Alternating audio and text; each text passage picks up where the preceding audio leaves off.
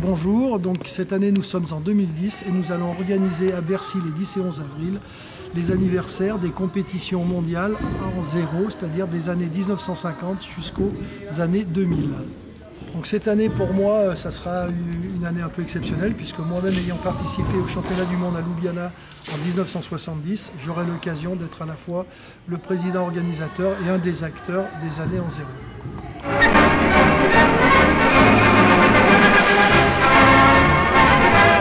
C'est aujourd'hui le 14 juillet, jour de fête nationale en France.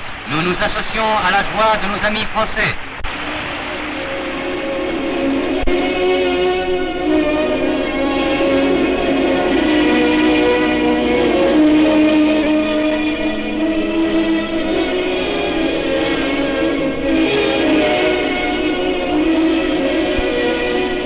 La Française, Jeannette Vogelbachée, en témoigne.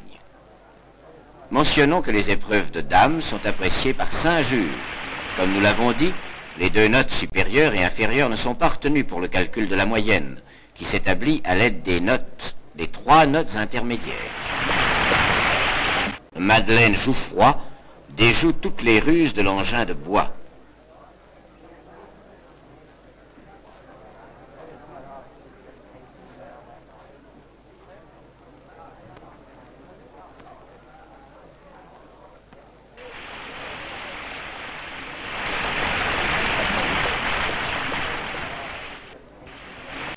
Celui qu'exécute la Française Ginette Durand présente quantité de variantes et fait une profonde impression.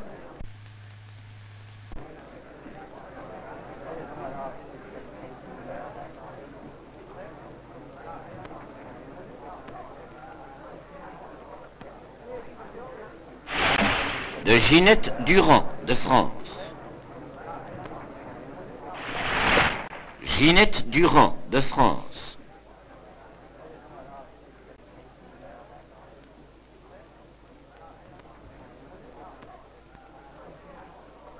Remarquable par ses aptitudes variées, le Français Dott se montre fort habile dans la technique du saut et du renversement.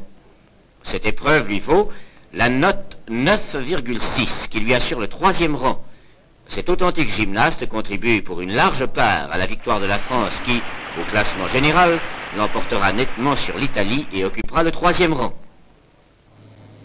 Au classement général, les Français occupent le 3e rang, après avoir dépassé les Italiens de 19,6 points, et les Suisses, en tête de liste, se sont assurés un avantage de 12 points. Au contraire, Dott, qui obtient 9,55 points, et ses camarades, dont la note moyenne s'élève à 9,41, accentuent la distance qui les sépare de leurs rivaux.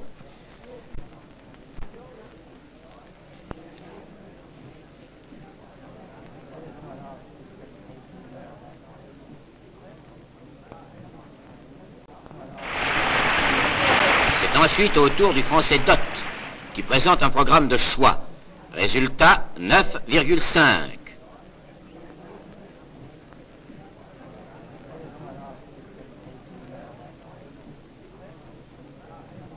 Y participe la France.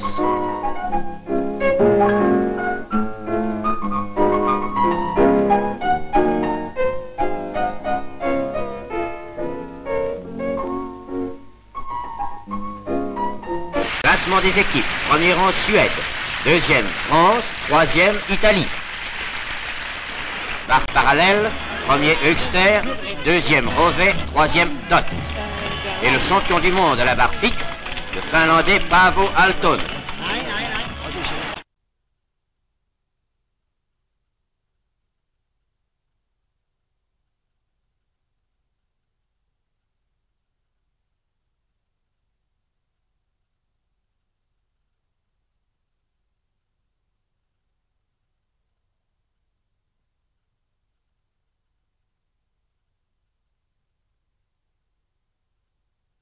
En 1960, les Jeux Olympiques, où c'est un souvenir magnifique sur un stade de 110 000 places presque. Et puis un défilé, surtout une arrivée d'un drapeau olympique qui a soulevé la foule dans un roi exceptionnel. Je n'oublierai jamais.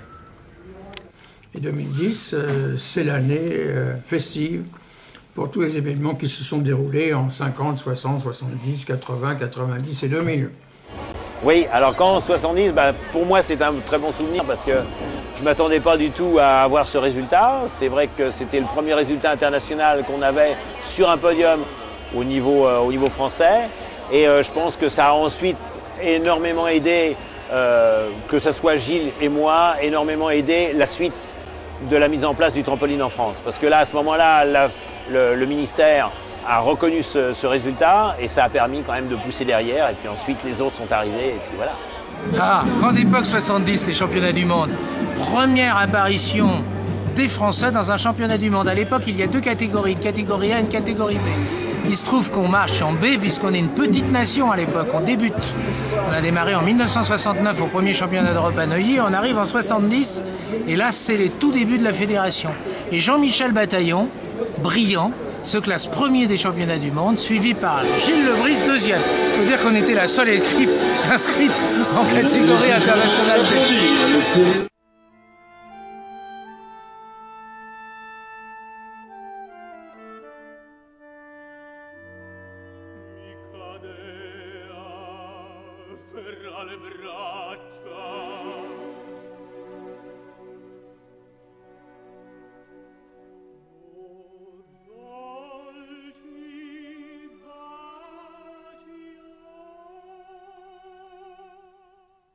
Oh, c'est une grande année, à Brigue en Suisse avec Ruud Keller.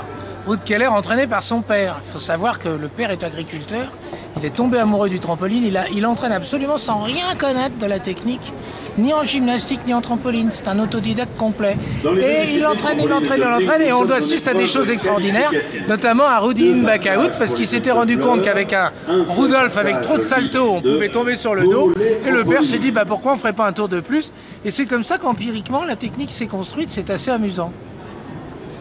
Et donc avec la victoire de Stuart Matthews. La victoire de Stuart Matthews. Alors là, Stuart Matthews, il faut en parler, c'est l'arrivée d'une très grande école de trampoline, axée sur l'exécution. Et là, vraiment, on a un changement radical. Amplitude, fermeture, les positions de plongeur en rotation carpée notamment, les trifis, fermeture avec le genou sur le bout du nez. C'était la grande époque Matthews, grand champion. Et la finale individuelle de Nadine Comte, une Française en finale. Alors, une Française en finale, ça c'est le résultat d'une très grande épopée qui a démarré avec Véronique Bataillon quelques années plus tôt. Dès les années 70, elle est présente, Véronique. Et petit à petit, les filles, petit à petit, sont venues à la pratique du trampoline. Ça a été timide. Et Nadine Comte était une athlète exceptionnelle avec des qualités physiques inouïes. Et une esthétique, on retrouvait chez Nadine les qualités esthétiques de Richard Tison dans les années 74. Ce qui a fait qu'elle a pu accéder au final.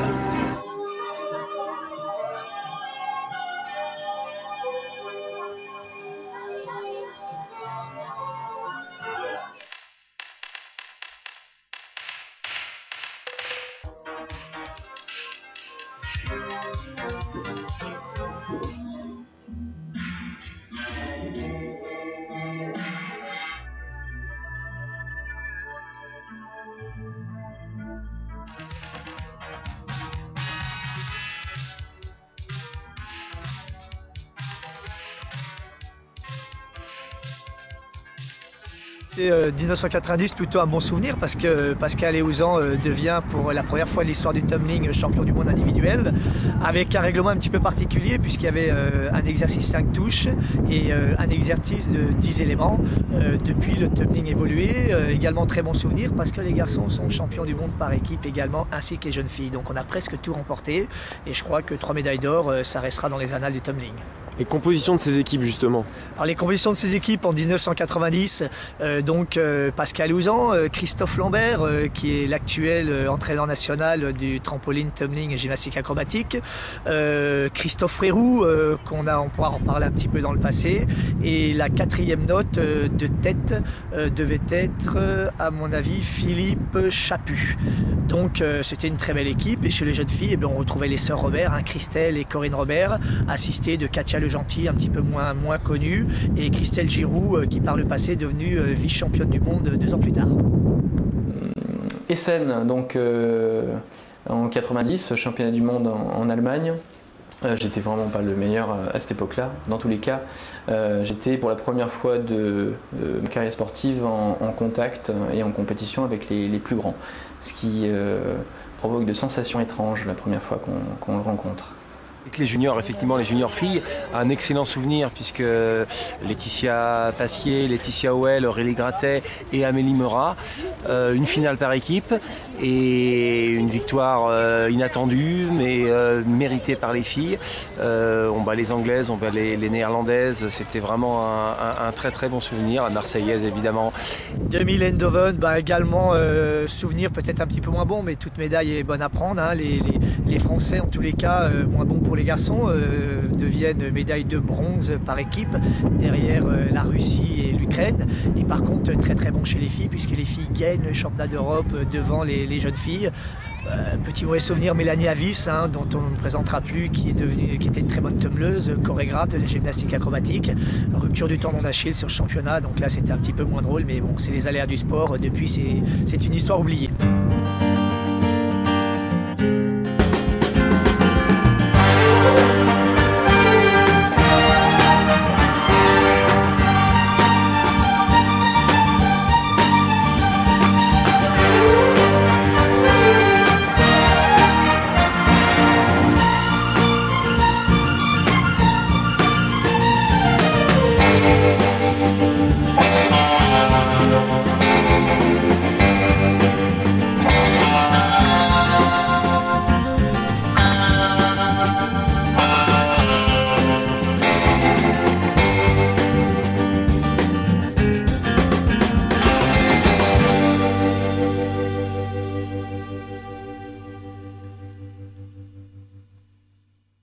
Championnat d'Europe à Eindhoven en 2000, c'était un grand moment puisque la victoire par équipe avec Emmanuel Durand, David Martin, Guillaume Bourgeon, Michael Jala.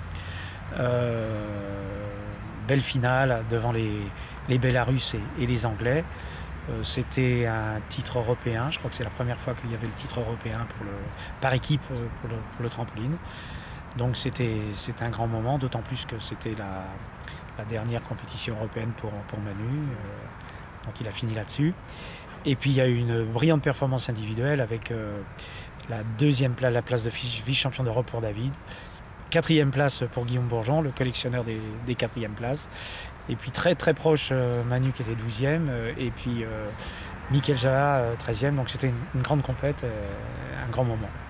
David Martin, championnat d'Europe 2000 à Eindhoven. Ouais, alors c'était il y a pas mal de temps maintenant, hein. C'était il y a 10 ans, on va dire, puisque on n'y est pas loin. Et voilà, médaille d'argent, vice-champion d'Europe. Donc c'était une bonne revanche puisque c'était 3 semaines après les Jeux Olympiques qui s'étaient pas très bien passé pour moi puisque j'ai fini 4e. Donc voilà, super content, une très belle compète, le meilleur libre des finales. Malheureusement, ça repartait pas à zéro, donc je finis 2e et super content. Et la cerise sur le gâteau, le titre par équipe avec Emmanuel Durand qui était sa dernière compétition. Donc voilà, un super souvenir.